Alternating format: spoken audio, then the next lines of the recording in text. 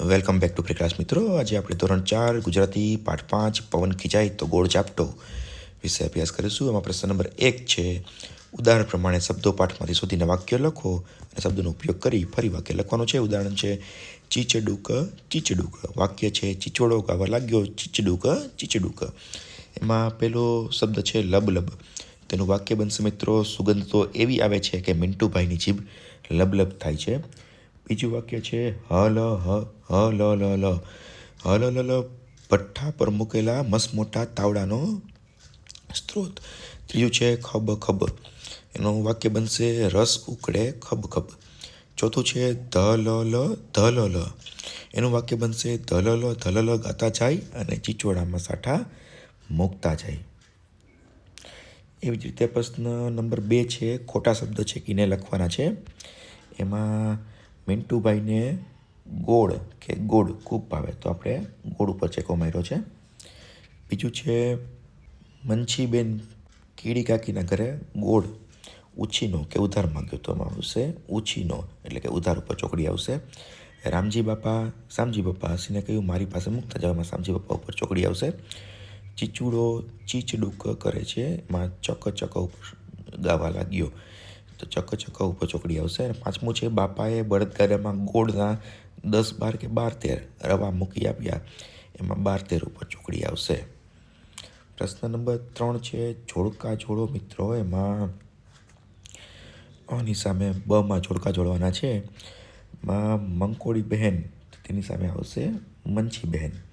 પછી મંકોડો, એની સામે આવશે મિન્ટુ. પછી શેરડી, એની સામે આવશે ગોળ. પછી મિન્ટુની જીભ, તેની સામે આવશે લબલબ. પ્રશ્ન નંબર 4 છે મિત્રો,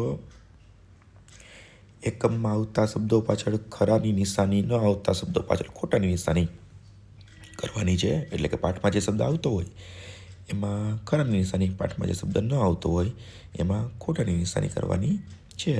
પવન પાઠમાં આવે છે તો ખરું. સિદ્ધ પાઠમાં આવે છે ખરું. મિર્ઝાપુર પાઠમાં આવે છે ખરું. મચ્છર પાઠમાં આવે છે તો કે નથી આવતું. પછી સુસુ પાઠમાં આવે છે તો કે હા. પથ્થર પાઠમાં આવે છે ના. ગાય પાઠમાં આવે છે હા. દીવો આવે છે, પતંગ ના. પછી થથરાવે આવે છે, અટકચાળો આવે છે, સાંકળ આવે છે, નળિયા આવે છે, ખેતર આવે છે ને ઘર આવે છે. પ્રશ્ન નંબર 5 છે, એકમમાં આવતા કઠિન હોય તેવા શબ્દો લખવાના છે. આપણને જે કઠિન લાગતા હોય. પહેલો શબ્દ છે આળોટે, બીજો છે ધરાઈ, ત્રીજો છે તાવડો, ચોથું છે સાંઠા, પાંચમું છે પિલાઈ, છઠ્ઠું છે હઠીલા, સાતમું છે પૂંઠ, આઠમું છે કૂચાના, નવમું છે રીસ અને 10મું છે ભઠ્ઠામાં, જે અઘરા લાગતા શબ્દો છે.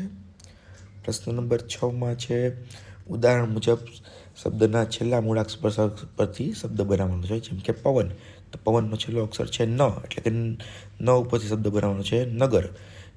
નગરનો છેલ્લો અક્ષર છે ર, તો ર ઉપરથી શબ્દ બનાવવાનો છે રમત.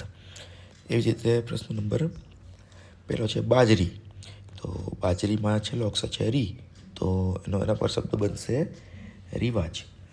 રિવાજમાં જ ઉપર શબ્દ બનશે જન. ન છેલ્લો અક્ષર છે ન ઉપર શબ્દ બનશે નગર, અને ર છેલ્લો શબ્દ છે ર ઉપર બનશે રમત. એવી રીતે પાપડનું થશે ડમરું, ડમરુમાંથી રૂમાલ, રૂમાલમાંથી લૂમ, લૂમમાંથી મન. ત્રીજું છે સુગંધ, સુગંધમાંથી ધજા, ધજામાંથી જામનગર, જામનગરમાંથી રોન અને રોનક, અને રોનકમાંથી કરણ. ચોથું છે ખખડાવે, ખખડાવેમાંથી વેલ, વેલમાંથી લતા, લતામાંથી તારા અને તારામાંથી રાત. અને પાંચમું છેલ્લું છે આંબલી, આંબલીમાંથી લીમડો, લીમડામાંથી ડોસી, ડોસીમાંથી શીરો અને શીરામાંથી રોહિત. એવી જ રીતે પ્રશ્ન નંબર 7 છે, કોણ બોલ્યું એ લખવાનું છે આપણે.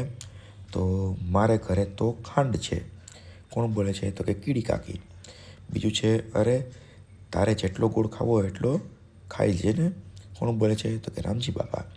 ત્રીજું છે હે બાપા આ ગોળ શેમાંથી બને છે. જવાબ આવશે મિન્ટુ. અને ચોથું છે કીડી કાકી થોડોક ગોળ ઉછીરો આપો ને. કોણ બોલે છે તો કે મંછીબેન. પ્રશ્ન નંબર 8 છે મિત્રો, ગોળ બનાવવાની પ્રક્રિયામાં સાચો ક્રમ ચિત્રમાં આપેલ છે એ લખવાનો છે. આપણે સાત ચિત્રો આપેલા છે, એમાંથી ક્રમ મુજબ ગોઠવવાના છે. એમાં પહેલું આવશે શેરડીવાળું, બીજું છે આ, ત્રીજું આવશે આ, ચોથું આ, પાંચમું આ, છઠ્ઠું આ અને સાતમું ગોળ તૈયાર થયો એ ચિત્ર. પ્રશ્ન નંબર 9 છે, ઉદાહરણ પ્રમાણે લખો. સૌથી ઊંચો પર્વત, જવાબ આવશે ગિરનાર. સૌથી લાંબી નદી, જવાબ આવશે ગંગા. સૌથી મોટું રણ, સહારાનું રણ. સૌથી મોટી ઇમારત, બુર્જ ખલીફા. સૌથી મોટું શહેર, ટોક્યો. અને સૌથી મોટું અભયારણ્ય, કચ્છનું મોટું રણનું અભયારણ્ય. પ્રશ્ન નંબર 10 છે, નીચેના પ્રશ્નોના જવાબ લખો. અને પહેલો પ્રશ્ન છે, એમાં મિન્ટુભાઈને ગોળ ન મળ્યો તો શું થાત? તમારા શબ્દમાં લખો. તો મિન્ટુભાઈને રડવાનું શરૂ કરી દેત અને પોતાની પીઠ ઉપર જ બટકા ભરી લેત. બીજું છે, મિન્ટુને ગોળના થપ્પા જોઈને થયેલી અનુભૂતિ વર્ણવો. જવાબ આવશે ખૂબ ખુશી થઈ અને તે નાચવા લાગ્યો. ત્રીજું છે, પવન ક્યાંથી આવતો હશે? જવાબ આવશે પવન ખુલ્લા ખેતરો કે ખુલ્લા મેદાનમાંથી આવતો હશે. ચોથું છે, પવન શું કરે છે તો તમને ગમે? જ્યારે ઉનાળામાં ખૂબ જ ગરમી પડે છે ત્યારે ઠંડો પવન આવે તો ગમે છે. પાંચમું છે, ગોળ બનાવવાની રીત વડીલને પૂછીને લખો. શેરડીના રસને મોટા તાવડામાં ઉકાળવામાં આવે છે. ખૂબ ઉકાળ્યા બાદ ઘાટો થયા પછી મોટા કુંડમાં ઠારીને તેના રવા બનાવાય છે. છઠ્ઠો પ્રશ્ન છે, ગોળ કેવો? પાઠમાં આવતા શબ્દો લખો. તાજો તાજો ગોળ, લસલસતો ગોળ, રાતો રાતો ગોળ, ગરમ ગરમ ગોળ અને મધમધતો ગોળ. પ્રશ્ન નંબર 11 છે, પાડેના નામ લખો. પહેલું છે, ઘણી બધી દ્રાક્ષ તો આવશે લૂમ કે ઝુમખું. પછી છે, ગાયોનું ટોળું આવશે ધણ. ત્રીજો સૈનિકોનો સમૂહ આવશે લશ્કર. પાંચમું છે, માણસોનો સમૂહ આવશે ટોળું. અને છઠ્ઠું છે, વરાજા સાથે જતા લોકો એને કહેવાય જાન. આ સાથે આપણો અહીંયા પાઠ પૂર્ણ થાય છે. C you in the next video.